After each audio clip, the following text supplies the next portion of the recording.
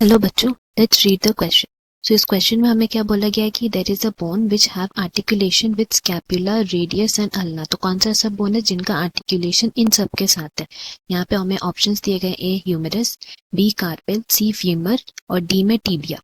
तो इस क्वेश्चन की अगर हम की कॉन्सेप्ट की बारे बात करें देन यहाँ हमारा की कॉन्सेप्ट हो जाएगा पेक्टोरल गर्डल।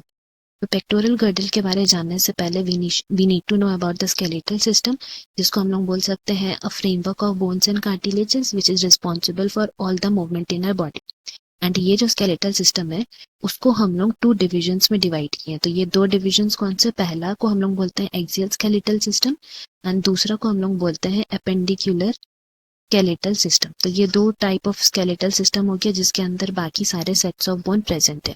नाउ अगर एक्सियल स्केलेटल सिस्टम में अगर हम लोग सेट ऑफ बोन्स की बारे बात करें तो वो आते हैं skull, vertebral column, sternum and ribs.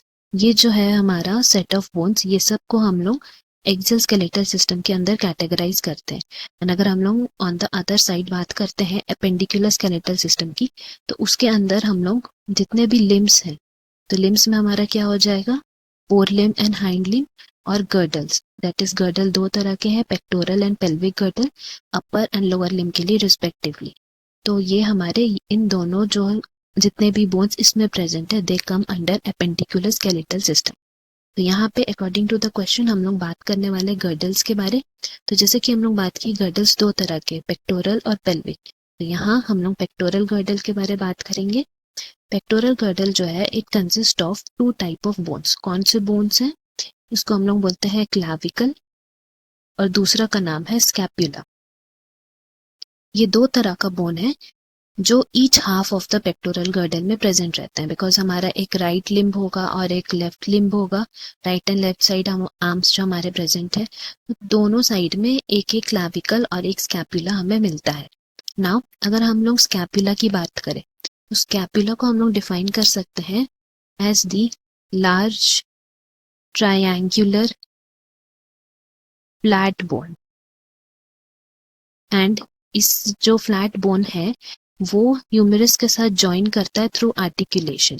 तो हम लोग इसमें कह सकते हैं कि हमारा जो लिम्ब है, कौन सा limb, four limb, four limb में हमारे कौन से बोन्स प्रेजेंट है, तो हम लोग जानते हैं कि ह्यूमरस जो है वो प्रेजेंट है। फिर हमारे एल्बो जगह में जो जॉइंट है उसमें जो बोन्स जॉइंट रहते हैं दे आर रेडियस, अल्ना।